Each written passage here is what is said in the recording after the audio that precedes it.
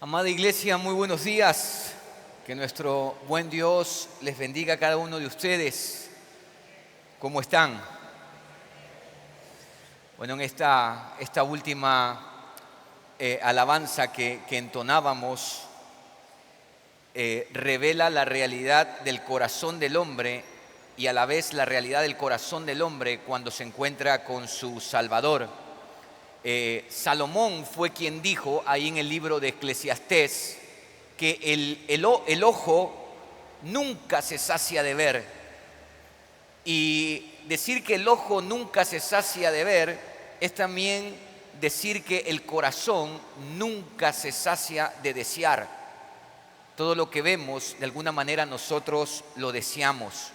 Pero cuando Jesucristo viene a la vida de un hombre, de una mujer, Él sacia la vida y, como decía la canción, nunca más tendremos sed. Nunca más nos sentiremos vacíos, ansiosos y deseando llenar nuestras vidas con cosas que realmente no tienen la capacidad ni el poder de saciarnos. Fue Agustín de Hipona quien dijo que en el corazón del hombre hay un vacío que tiene la forma de Dios, y hasta que no se encuentre con su Creador, el hombre nunca podrá llenar ese vacío. Él es el agua, como decía, que al beber nunca más tendremos sed, y por eso Jesucristo es suficiente, es todo suficiente. Y Él hace una invitación a todos aquellos hombres y mujeres que tienen sed, que tienen ansiedad y deseos de llenar sus vidas. Él les hace un llamado. Él dice: vengan a mí todos los que tienen hambre y sed, vengan a mí y yo les voy a dar descanso. Así que les hacemos una invitación hecha por Él mismo a todos aquellos hombres y mujeres que no lo tienen a Él en su vida. Y la evidencia de que Él no está en tu vida precisamente es esa, que eres insaciable, Amados, no hay un hombre o una mujer que venga a Él que seguirá teniendo sed, que seguirá sintiendo que algo le falta. Él basta, Él es todo suficiente. Con Él lo tenemos absolutamente todo, absolutamente todo. Bien, en esta mañana yo voy a culminar la serie que he titulado Los 7 pilares de una iglesia amplia y profunda. Vamos a orar, vamos a poner este tiempo en las manos de nuestro Dios, de tal manera que Él nos dé entendimiento a cada uno de nosotros en esta mañana. Señor mi Dios, gracias por darnos este día especial en donde la iglesia, mayormente en Occidente, nos reunimos con total libertad para alabarte, para ser edificados conjuntamente alrededor de tu palabra. Y oramos también por la iglesia, mayormente en Asia, la iglesia perseguida, que no se puede reunir abiertamente por causa de la persecución. Oramos para que tú les des de nuevo valor, valentía para perseverar y mantener la mirada fija en ti. Y en esta mañana danos entendimiento, quita los ruidos de nuestra mente, de nuestros corazones muchas veces acelerados, angustiados, y que podamos prestar atención a lo que tu palabra tiene para decirnos, a nosotros en lo individual, a cada uno, y también a nosotros como comunidad, en el nombre de Jesús. Amén y amén. Vamos, amados, al libro que es motivo, que ha sido el texto base durante estas 7 semanas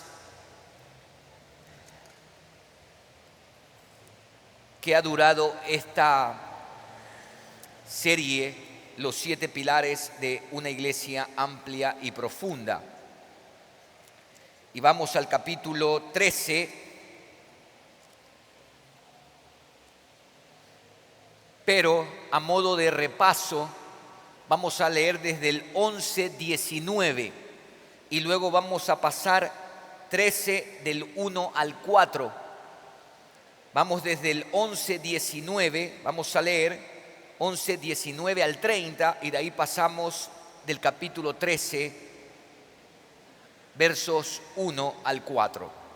Ahora bien, los que habían sido esparcidos a causa de la persecución que hubo con motivo de Esteban, pasaron hasta Fenicia, Chipre y Antioquía, no hablando a nadie la palabra, sino solo a los judíos. Pero había entre ellos unos varones de Chipre y de Cirene, los cuales cuando entraron en Antioquía hablaron también a los griegos, anunciando el evangelio del Señor Jesús. Y la mano del Señor estaba con ellos, y gran número creyó y se convirtió al Señor. Llegó la noticia de estas cosas a oídos de la iglesia que estaba en Jerusalén, y enviaron a Bernabé que fuese hasta Antioquía. Cuando llegó y vio la gracia de Dios, se regocijó y exhortó a todos a que con propósito de corazón permaneciesen fieles al Señor, porque era varón bueno y lleno del Espíritu Santo y de fe, y una gran multitud fue agregada al Señor. Después fue Bernabé a Tarso para buscar a Saulo, y hallándole le trajo a Antioquía. Y se congregaron allí todo un año con la iglesia, y enseñaron a mucha gente, y a los discípulos se les llamó cristianos por primera vez en Antioquía. En aquellos días unos profetas descendieron de Jerusalén a Antioquía, y levantándose uno de ellos, llamado Agabo, daba a entender por el Espíritu que vendría una gran hambre en toda la tierra habitada, la cual sucedió en tiempo de Claudio. Entonces los discípulos, cada uno conforme a lo que tenía, determinaron enviar socorro a los hermanos que habitaban en Judea, lo cual en efecto hicieron, enviándolo a los ancianos por mano de Bernabé y de Saulo. Pasemos al capítulo 13. Había entonces en la iglesia que estaba en Antioquía profetas y maestros: Bernabé, Simón, el que se llamaba Níger, Lucio de Cirene, Manaén, el que se había criado junto con Herodes el tetrarca, y Saulo. Ministrando estos al Señor y ayunando, dijo el Espíritu Santo: apartadme a Bernabé y a Saulo para la obra a que los he llamado. Entonces, habiendo ayunado y orado, les impusieron las manos y los despidieron. Ellos entonces, enviados por el Espíritu Santo, descendieron a Seleucia, y de allí navegaron a Chipre, y llegados a Salamina anunciaban la palabra de Dios en las sinagogas de los judíos. Tenían también a Juan de ayudante. Y habiendo atravesado toda la isla hasta Pafos, hallaron a cierto mago, falso profeta judío, llamado Bar Jesús, que estaba con el procónsul Sergio Paulo, varón prudente. Llamando a Bernabé y a Saulo, deseaba oír la palabra de Dios, pero les resistía Elimas, el mago, pues así se traduce su nombre, procurando apartar de la fe al procónsul. Entonces Saulo, quien también es Pablo, lleno del Espíritu Santo, fijando en él los ojos, dijo: oh lleno de todo engaño y de toda maldad, hijo del diablo, enemigo de toda justicia, ¿no cesarás de trastornar los caminos rectos del Señor? Ahora pues, he aquí la mano del Señor está contra ti, y serás ciego, y no verás el sol por algún tiempo. E inmediatamente cayeron sobre él oscuridad y tinieblas, y andando alrededor buscaba quien le condujese de la mano. Entonces el procónsul, viendo lo que había sucedido, creyó, maravillado de la doctrina del Señor. Hemos llegado, como decía, al final de esta serie, y he venido abordando de forma sistemática cada uno de los pilares que hacen que una iglesia, al estar firmemente arraigada sobre la roca que es Cristo, sea el faro de luz en los mares turbulentos sobre los que navega nuestra sociedad. A modo de recordatorio, y por eso he leído estas porciones de las Escrituras, dije que el primer pilar de una iglesia amplia y profunda es la predicación del Evangelio del Señor Jesucristo. Amados, si nosotros no predicamos el Evangelio del Señor Jesucristo, nosotros jamás podremos causar un impacto en esta sociedad. No es la iglesia la que transforma a las personas. El poder de Dios es el Evangelio del Señor Jesucristo, que tiene el poder de transformar a hombres y mujeres, no de reformarlos, sino de transformarlos. Por eso nosotros hemos de predicar el Evangelio del Señor Jesucristo. El segundo pilar es que a esos hombres o mujeres que vienen al Señor Jesucristo, debemos enseñarles la palabra para que sean como Cristo. Todo discípulo, sea hombre o mujer, niño, anciano, de cualquier edad en la que se encuentre, tiene el deber, tiene el derecho, tiene el privilegio de estudiar la palabra para ser como Cristo, para saber qué es lo que Dios ama, qué es lo que Dios aprueba, qué es lo que Dios abraza. El tercer pilar, hablamos del pilar de la generosidad, porque nuestro Dios es generoso. La generosidad es manifestar el carácter de Cristo, quien es amplio y sumamente generoso.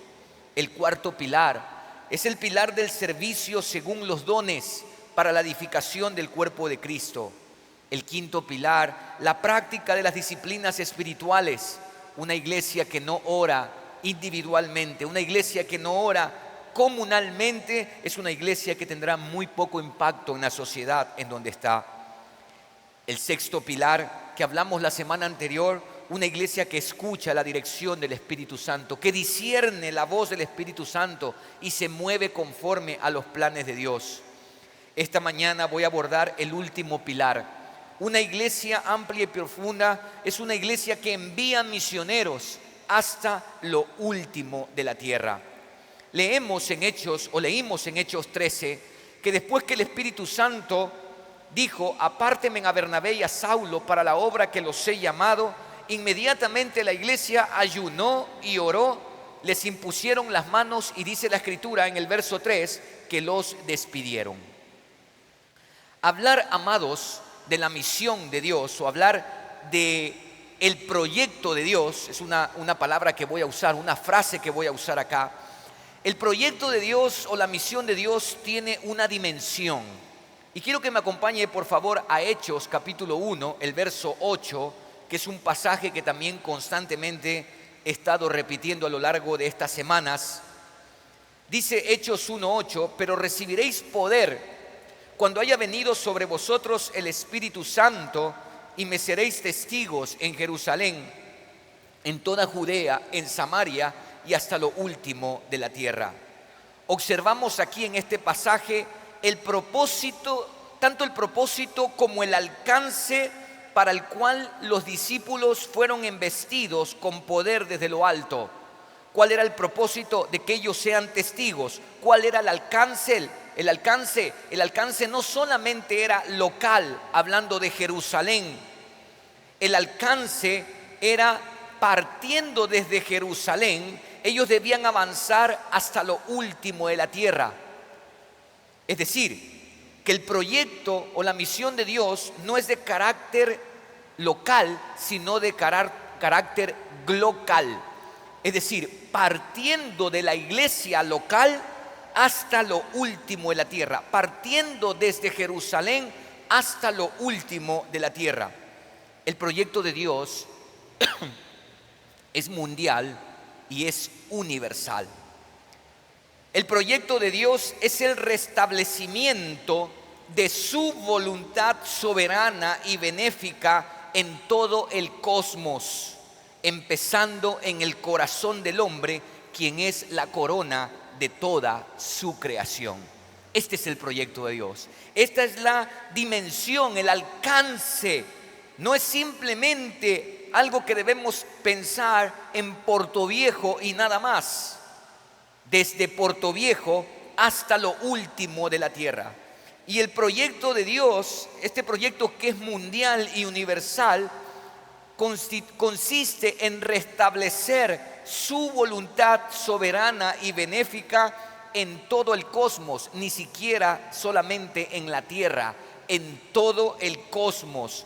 Por supuesto, empezando en el corazón del hombre, quien es la corona de su creación. El proyecto o la misión de Dios no es simplemente que los redimidos estemos reunidos en un ambiente como este y celebremos esa gran salvación que nos ha sido dada por el sacrificio de Jesucristo en la cruz. Amada iglesia, en serio ha sido mi oración y yo espero que durante estas semanas usted entienda, comprenda y viva a la luz de la realidad bíblica que el proyecto de Dios es llevar a la humanidad a los pies del Cordero para que le adoren. Eso es lo que nosotros vemos en el libro de Apocalipsis. Una gran multitud sumada a los redimidos de cada una de las tribus del pueblo de Israel. Juan tiene la visión de una gran multitud de toda tribu, nación y lengua que alaban al Cordero. El proyecto de Dios no es simplemente, amados, esto que nosotros hacemos cada domingo. El proyecto de Dios es llevar a la humanidad entera a los pies del Cordero para que le adoren. Y esto está sustentado ampliamente en las Escrituras, lo que yo le estoy diciendo. Nada más para que lo tenga en cuenta. Estoy afirmando esta declaratoria porque es el cumplimiento del pacto abrahámico. Allí nosotros leemos en Génesis capítulo 12 que Dios le dijo a Abraham: en tu simiente serán bendecidas todas las familias de la tierra. Abraham y Sara, saben ustedes, Sara era estéril. A los 90 años de edad ya ni siquiera ovulaba porque le habían cesado la costumbre de las mujeres.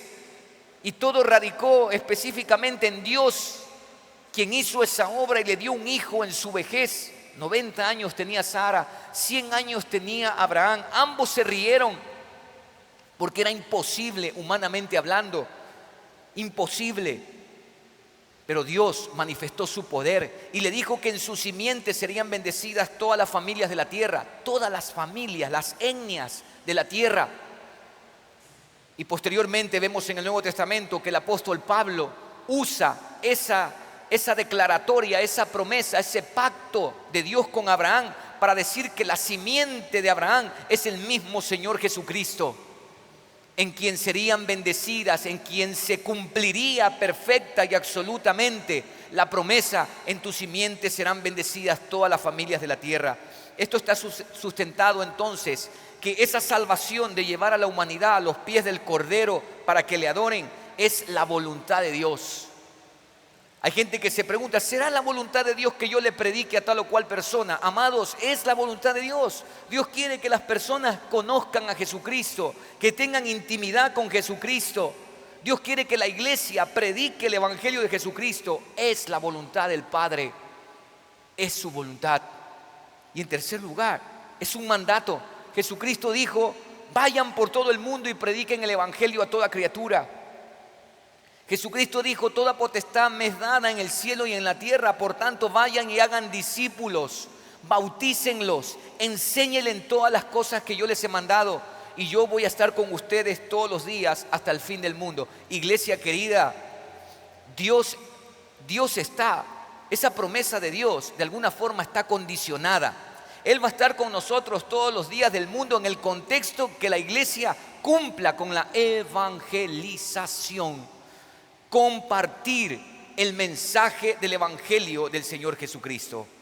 Una iglesia que no tiene en cuenta este aspecto global del proyecto de Dios está muy limitada y descansa en su poder y no en el poder de lo alto. Ese proyecto de Dios, amados, una vez que hemos visto su dimensión, tenemos que tener en cuenta que ese proyecto de Dios tiene un costo. Tiene un costo. En el capítulo 13 de Hechos, por favor, vuelva al capítulo 13.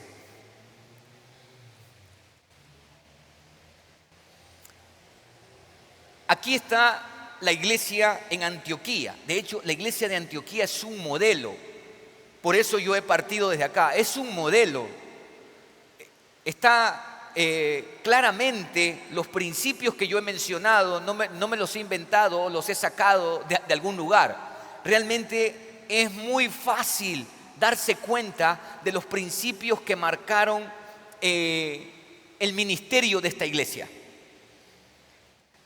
Dice el texto de Hechos 13 que la iglesia de Antioquía, después de haber escuchado la voz del Espíritu Santo, inmediatamente ellos obedecieron y dice que los despidieron. En el verso 4, Lucas dice algo interesante. Ellos entonces, enviados ¿por quién? Claro, porque fue el Espíritu Santo que dijo: apartadme a Bernabé y a Saulo para la obra que yo los he llamado. Entonces, más allá de que la iglesia los haya enviado, no, ellos fueron elegidos, escogidos de entre la iglesia por el Espíritu Santo para la obra a la que Él los había llamado. El proyecto de Dios no es el proyecto de la iglesia, no es los planes que yo tengo. Por eso necesitamos discernir la voz del Espíritu Santo. No son los planes que yo tengo, amados. La iglesia debe ser sensible a la voz del Espíritu para vivir conforme a la voluntad de Dios. Ellos no fueron enviados ni elegidos por la iglesia. Decir: qué lindo Bernabé y Saulo, ustedes son excelentes, vamos a enviarlos acá a este lugar. La iglesia de Antioquía ni siquiera sabía eso. Se convierte en la gestora y en la iglesia, digámoslo de esta manera, en la iglesia base de donde van a partir las misiones al mundo gentil. Es desde aquí. Ellos fueron llamados y escogidos por el Espíritu Santo, y lo único que hizo la iglesia fue obedecer, y la obediencia tiene un costo. El primer costo que tuvo que afrontar la iglesia en Antioquía es un costo que yo llamo ministerial o humano. ¿Por qué? Porque ellos tuvieron que despedirse de 2 maestros y profetas como eran Saulo y Bernabé. Ellos tuvieron que despojarse. Mira el verso 1. Había entonces en la iglesia que estaba en Antioquía profetas y maestros, y los mencionan. Y el Espíritu Santo escoge de entre estos profetas y maestros para la obra que los he llamado. La iglesia en Antioquía estuvo dispuesta a despojarse de lo mejor que tenían en el ministerio de la enseñanza de la palabra de Dios. Estuvieron dispuestos a despojarse. La obediencia, querida iglesia del Templo Metropolitano Alianza, tiene un altísimo costo. Y ellos no solamente se despojaron del recurso humano, sino que también ellos estuvieron dispuestos a sustentarlos. Por lo tanto, el llamado de Dios tiene un costo económico. El proyecto de Dios tiene no solamente un costo humano, un costo ministerial, sino también que tiene un costo económico. La iglesia en Antioquía fue una iglesia que no caminó por vista. Miren ustedes, recordemos esto, ¿no? En el verso 28 del capítulo 11, este profeta Agabo dice que va a haber una gran hambre en Judea. Y la iglesia, verso 29, los discípulos, cada uno conforme a lo que tenía, determinaron enviar socorro a los hermanos que estaban en Judea. Era una iglesia generosa, y hablamos del pilar de la generosidad. Pero no solamente se quedaron allí. La iglesia de Antioquía va a sustentar económicamente a Bernabé y a Saulo para la obra que Dios los llamó. Hay un costo económico. Y la iglesia aquí, esto yo lo he venido también repitiendo, hermanos, la iglesia prístina, la iglesia del primer siglo, no era una iglesia pudiente, pero sí poderosa. No era pudiente, pero sí poderosa. No era altamente sabia, pero sí llena del Espíritu Santo. No es que eran inteligentes, la mayoría eran esclavos, sépalo usted. Muchos eran analfabetos incluso, pero llenos del Espíritu Santo, confianza absoluta en Dios. Fue una iglesia que no caminó por vista, una iglesia que caminó por fe. No pensaron en sus proyectos de crecimiento local, sino que fueron obedientes al proyecto global de Dios, al proyecto universal de Dios. Una iglesia amplia y profunda es una iglesia que cumple con el mandato de formar para enviar misioneros hasta lo último de la tierra. Y aquí viene la tercera parte, el cumplimiento del proyecto de Dios. ¿Cómo son estos detalles del cumplimiento del proyecto de Dios? Nosotros vemos a partir del capítulo 5 que una vez que ellos ya fueron despedidos, dice que llegaron, verso 5 del capítulo 13, llegaron a Salamina. ¿Y qué hicieron en Salamina? Anunciaban la palabra de Dios en las sinagogas de los judíos y tenían también a Juan de ayudante. Mire lo que dice el verso 44 del mismo capítulo 13. El siguiente día de reposo, aquí ya en otro lugar, se juntó casi toda la ciudad para oír, ¿qué cosa? La palabra de Dios. Es decir, que el cumplimiento del proyecto de Dios tiene que ver con el anuncio de la palabra de Dios.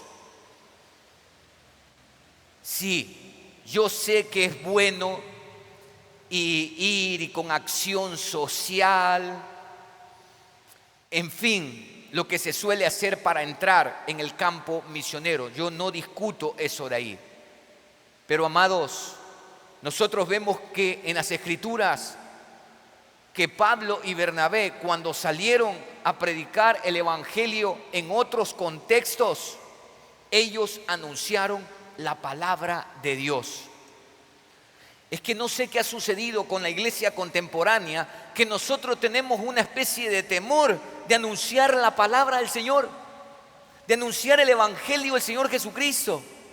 Y pensamos que necesitamos otro tipo de estrategia. No estoy en contra de las estrategias, pero nunca las estrategias pueden reemplazar el propósito por el cual Dios nos salvó y por el cual Dios nos ha enviado. Nunca, amados.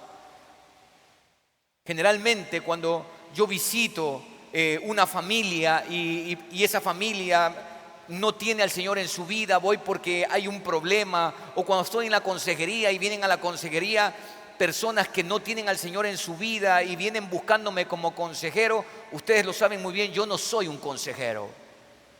No soy un consejero, yo no soy un terapista, ni psicólogo, ni mucho menos, no soy un coach motivacional, nada, no soy absolutamente nada de eso, soy un pastor. Y lo que yo suelo hacer es anunciarle a esas personas el mensaje del evangelio, la palabra de Dios, porque solo ella tiene el poder de transformar la vida. ¿No ve que nuestros corazones son insaciables? ¿Por qué cree que existen los problemas, los conflictos? Por corazones insaciables.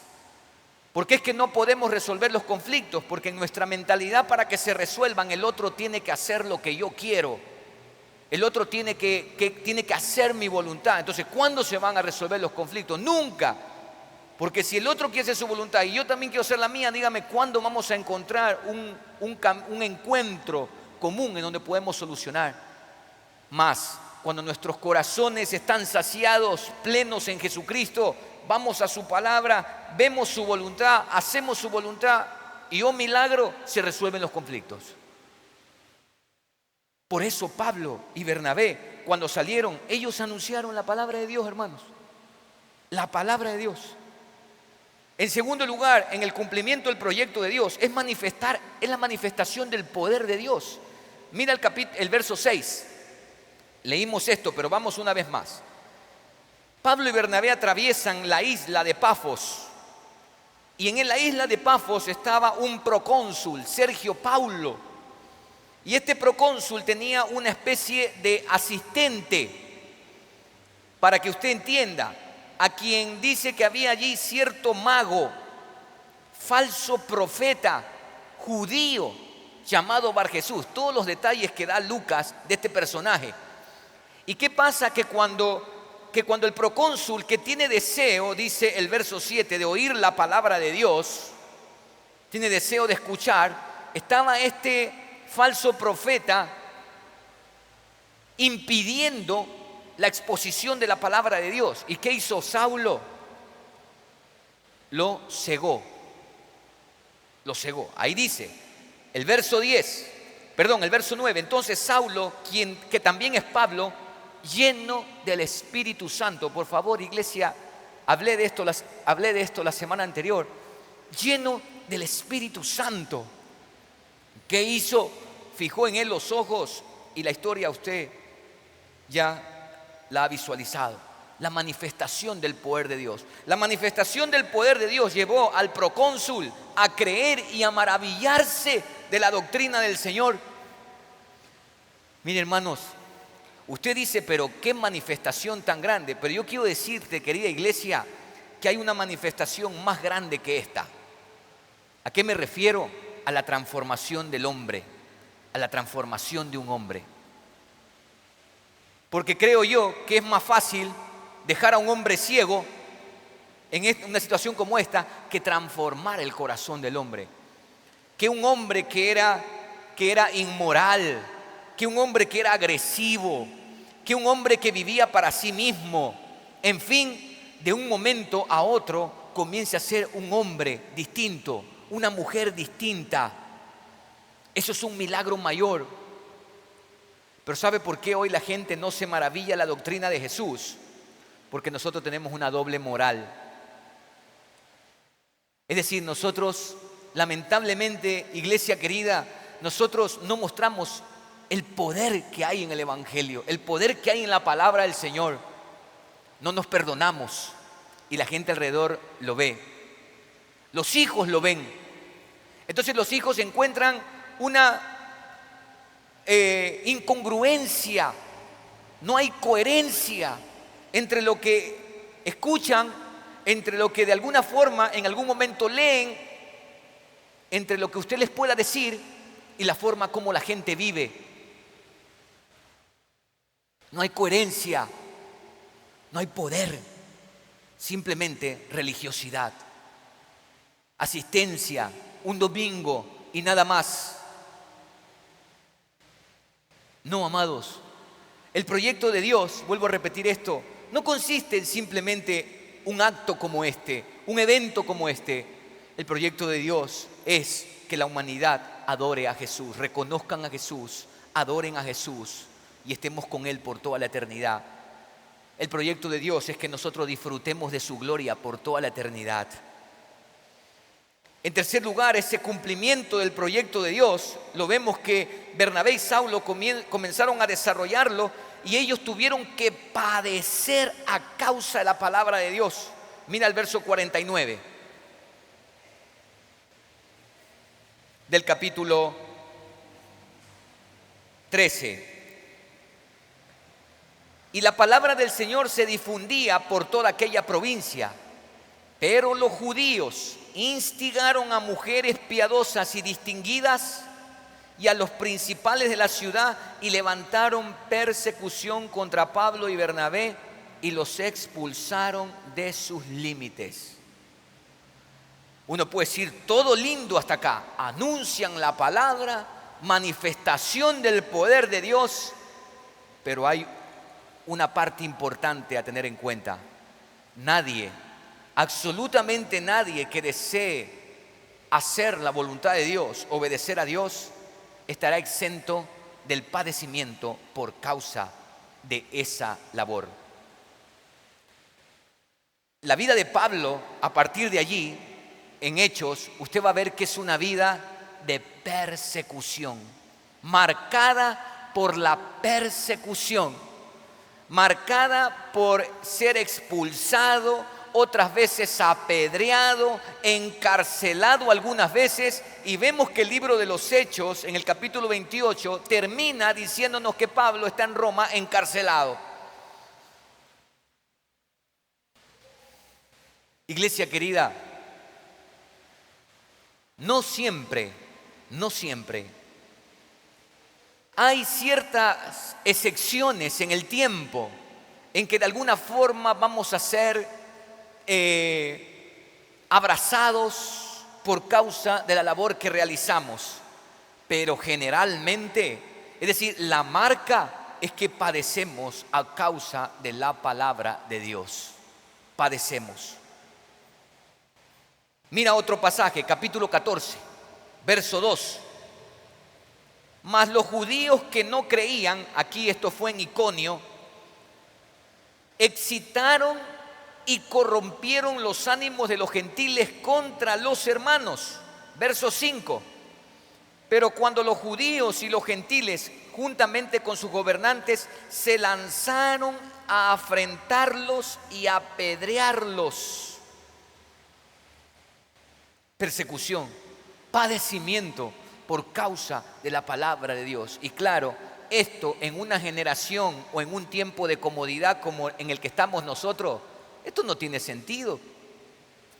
Ahora, nosotros todavía aquí en Latinoamérica, y más específicamente en el Ecuador, y más específicamente en Puerto Viejo, no vamos a ser apedreados.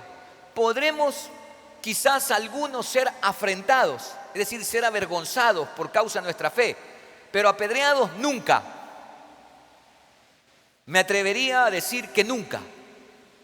Mas sin embargo, nosotros no predicamos la palabra. Solamente quiero que piensen algo. En esta semana que terminó, ¿a cuántas personas compartió usted el Evangelio? Nada más. Nada más. Tenga en cuenta eso. Y no tenemos un contexto de persecución. No tenemos un contexto de que voy a padecer, de miedo, de terror, ¿verdad? ¿Qué me vayan a hacer? ¿Me vayan a meter preso? Podría ser de alguna manera comprensible, mas no justificable, comprensible. Pero ¿a cuántas personas usted compartió el Evangelio de Jesús? No digo a cuántas personas invitó a la iglesia, porque eso es fácil. Eso es facilísimo. Hablar la palabra del Señor, a eso me estoy refiriendo. Hablar el mensaje de Jesús, a eso me estoy refiriendo. Amada iglesia, nosotros debemos despertar. Jesucristo viene pronto, si es que usted todavía le espera. Porque parece ser que para muchos ya están viviendo la vida del cielo, porque están adquiriendo y asentándose más en este mundo depravado que en lugar de hacer la voluntad de Dios. Cómodos en sus estándares de vida, pero no dispuestos a incomodarse de tal manera de cumplir con lo que Dios nos ha mandado a cumplir. En cuarto lugar, el cumplimiento del proyecto de Dios tiene que ver con engrandecer el nombre de Dios. No es mi nombre, no es engrandecer mis proyectos, mis planes, engrandecer el nombre de Dios. Capítulo 14, 8, verso 8. Y cierto hombre de Listra estaba sentado, imposibilitado de los pies, cojo de nacimiento, que jamás había andado. Este oyó hablar a Pablo, el cual, fijando en él sus ojos y viendo que tenía fe para ser sanado, dijo a gran voz: levántate derecho sobre tus pies. Y él saltó y anduvo. Entonces la gente, visto lo que Pablo había hecho, alzó la voz diciendo en lengua licaónica: dioses bajo la semejanza de hombres han descendido a nosotros. Y a Bernabé llamaban Júpiter y a Pablo Mercurio, porque este era el que llevaba la palabra. Y el sacerdote de Júpiter, cuyo templo estaba frente a la ciudad, trajo toros y guinardas delante de las puertas, y juntamente con la muchedumbre quería ofrecer sacrificios.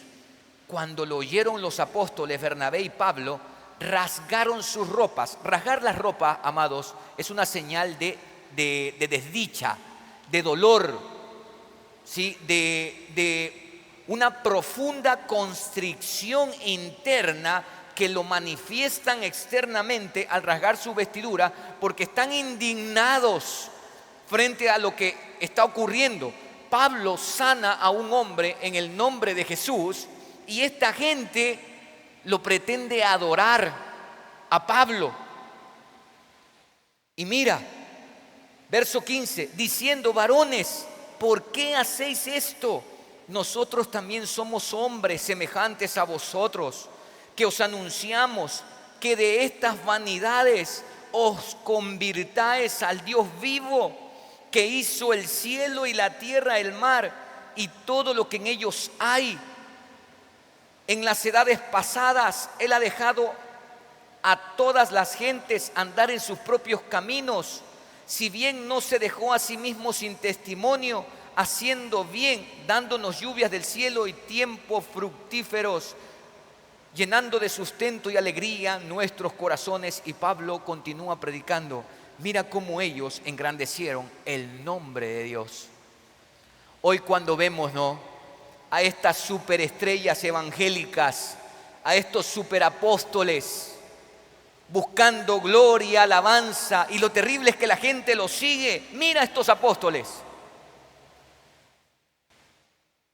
Mira cómo frente a una manifestación de quererles dar gloria, lo que hicieron más bien fue indignarse y decir: ¿qué es lo que están haciendo si somos simples hombres semejantes a ustedes?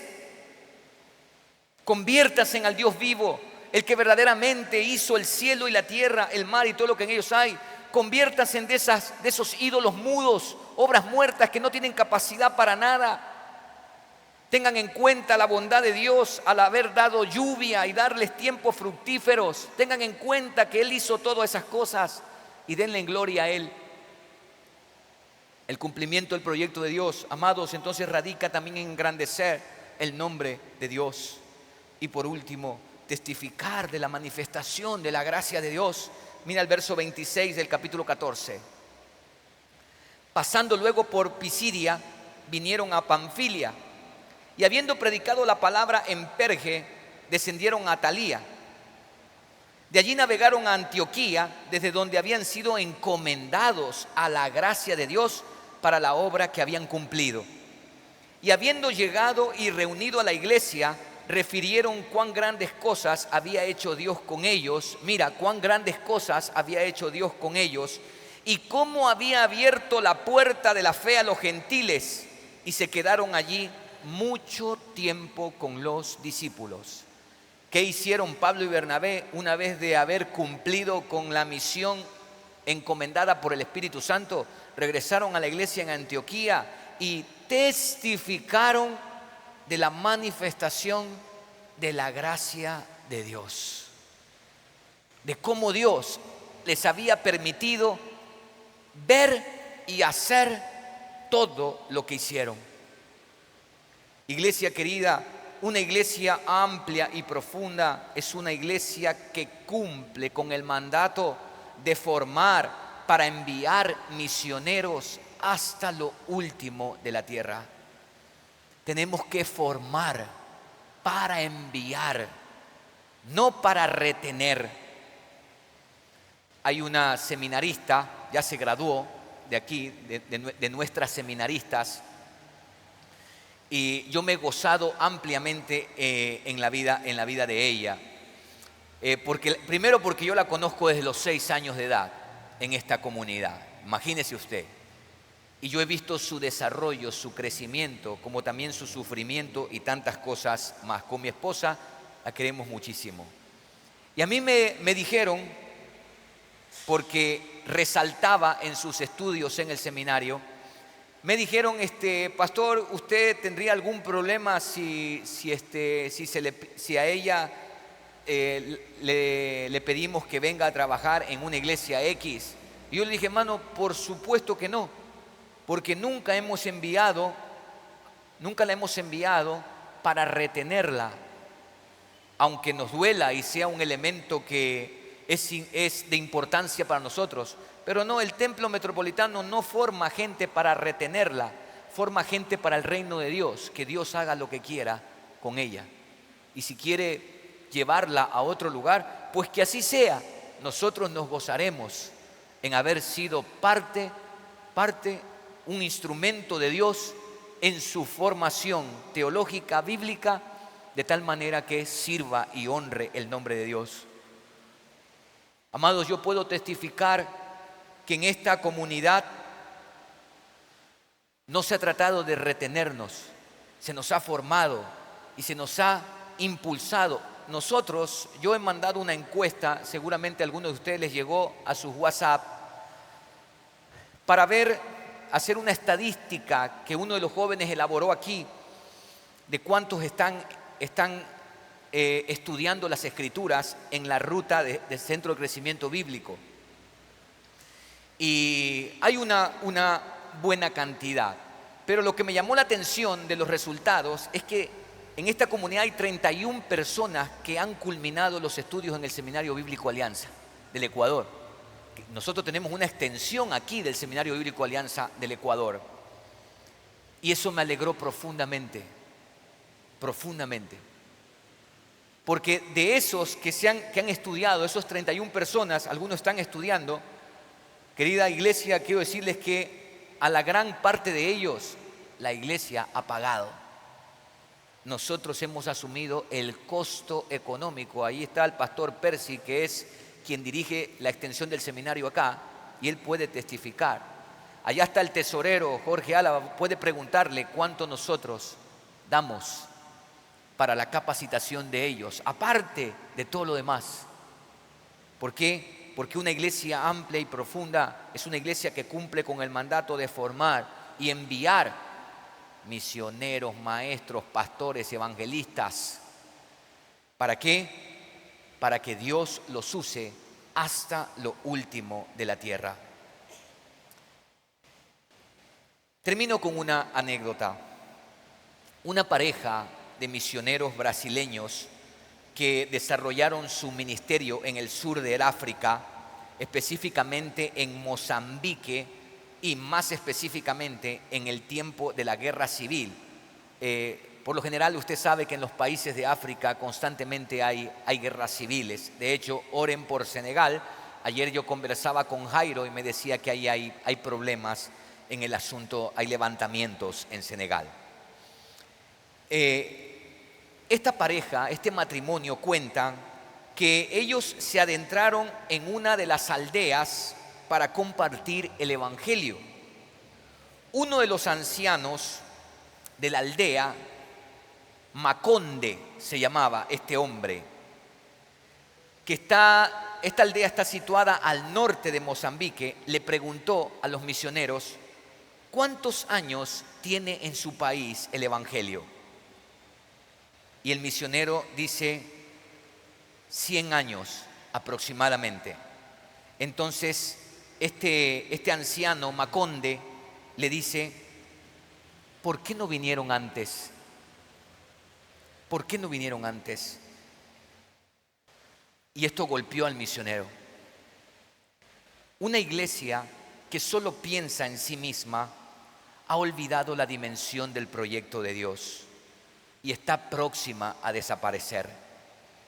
El deseo del corazón de Dios es que sean bendecidas todas las familias de la tierra. Jesús mandó a sus discípulos a predicar el evangelio a toda criatura. Y nosotros hemos visto que la iglesia del primer siglo no hizo ninguna otra cosa más que eso. No hizo ninguna otra cosa más que eso. Iglesia del Templo Metropolitano Alianza, y a los líderes ministeriales y pastores que estamos acá. Sí, nosotros tenemos el ministerio de los niños, tenemos el ministerio de restauración, tenemos el ministerio de la alabanza, tenemos el ministerio de matrimonios, pero escúcheme bien, hermanos, líderes, siervos y siervas del Señor. Nada, absolutamente nada puede reemplazar la predicación del Evangelio del Señor Jesucristo. Aquí está el hermano Luis Moreira, que él dirige a los matrimonios. Y yo esto se lo he dicho a los líderes de matrimonio y lo he dicho desde aquí. Y lo voy a volver a repetir y siempre lo voy a decir. El fin no es que ustedes tengan buenos matrimonios. No. Porque si yo hago de tener un buen matrimonio la finalidad de mi vida, me he perdido en el camino. Porque en la eternidad nosotros no vamos a seguir siendo esposos. Entonces yo no tengo que cultivar algo para la eternidad. No. Un matrimonio bueno es resultado de hacer la voluntad de Dios. Así de sencillo. Un matrimonio saludable es resultado de hacer la voluntad de Dios. ¿Cuál voluntad de Dios? Predica el Evangelio. Predica el Evangelio. Sirve a Dios. honra a Dios, ama a Dios, el resto es añadidura.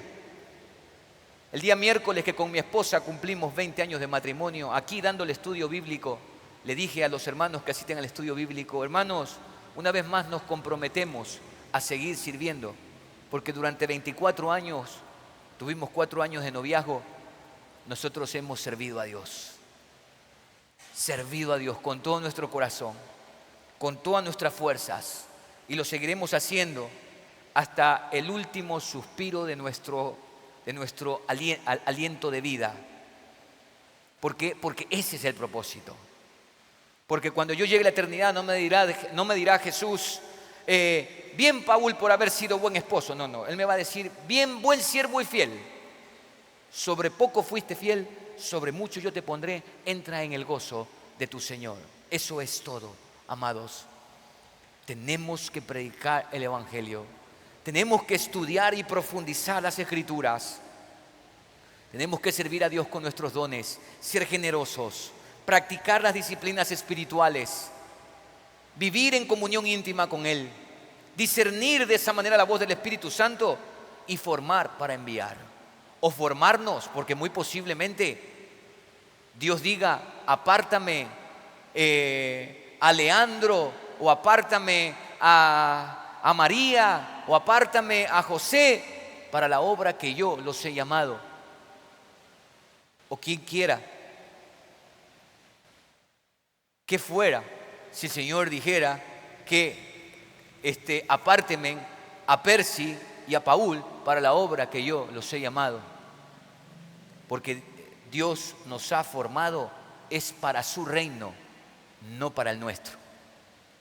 Es para su reino, es para su gloria, no para la nuestra. Iglesia, si hemos de querer impactar Puerto Viejo hasta lo último de la tierra, tenemos que predicar el Evangelio de Jesús a los que tenemos a nuestro alrededor. Debemos discipularlos para que sean transformados. El estudio de las Escrituras los va a transformar a la imagen de Cristo y serán impulsados a servir con sus dones para la edificación del cuerpo de Cristo, manteniendo una comunión íntima con Cristo y con la iglesia, para poder discernir de esa manera la voluntad de Dios, que es la salvación de la humanidad, enviando misioneros, hombres y mujeres, hasta lo último de la tierra. Amén.